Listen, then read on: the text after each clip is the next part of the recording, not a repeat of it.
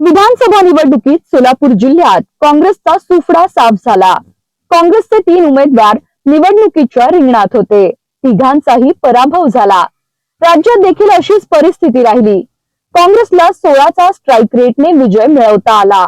आता विधानसभेच्या निवडणुकीच्या पराभवाचं चिंतन काँग्रेससह राष्ट्रवादी शरद पवार गट, शिवसेना उद्धव ठाकरे गटाकडून करण्यात येत आहे। काल सोलापूर जिल्ह्यातील पराभवाची कारणं काँग्रेस शहराध्यक्ष चेतन नरोटे यांनी वरिष्ठांच्या कानावर घातली। या चिंतन शिबिरात नेमकी काय चर्चा झाली याचा आढावा आपण या व्हिडिओच्या माध्यमातून घेऊयात। त्याआधी आपण जर आपल्या हक्काच्या राजनीती चॅनलला सबस्क्राइब केलं नसेल तर सबस्क्राइब करा, जेणेकरून आमचे अपडेट तुम्हाला लवकर मिळतील। विधानसभा निवडणुकीत पराभूत झालेल्या उमेदवारांची मुंबईत बैठक पार पडली। या बैठकीला काँग्रेस प्रदेशाध्यक्ष नाना पटोले, माजी मुख्यमंत्री पृथ्वीराज चव्हाण, नसीम खान, भाई जगताप यांच्यासह प्रदेश पदाधिकारी उपस्थित होते। यावेळी काँग्रेसचे शहराध्यक्ष चेतन नरोटे यांनी पक्षाच्या वरिष्ठांसमोर पराभवाची कारण सांगितल्याची माहिती मिळत आहे।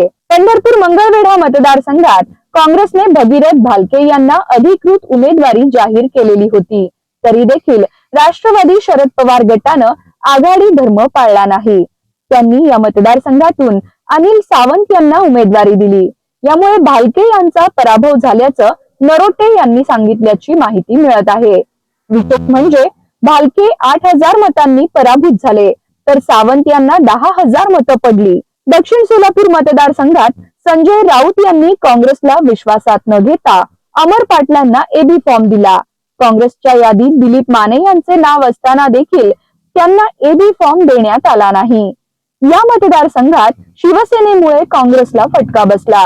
काँग्रेसने येथे धाडस करून दिलीप माने यांना एबी फॉर्म देणे आवश्यक होते असे मत नरोटे यांनी मांडल्याची माहिती मिळत आहे। माने हे स्ट्रॉंग उमेदवार होते, त्यांना एबी फॉर्म दिला गेला असता तर नक्कीच निकाल वेगळा असता, असं जाणकारांचं देखील म्हणणं आहे। तुम्हाला याबाबत काय वाटतं आम्हाला कमेंटच्या माध्यमातून नक्की कळवा।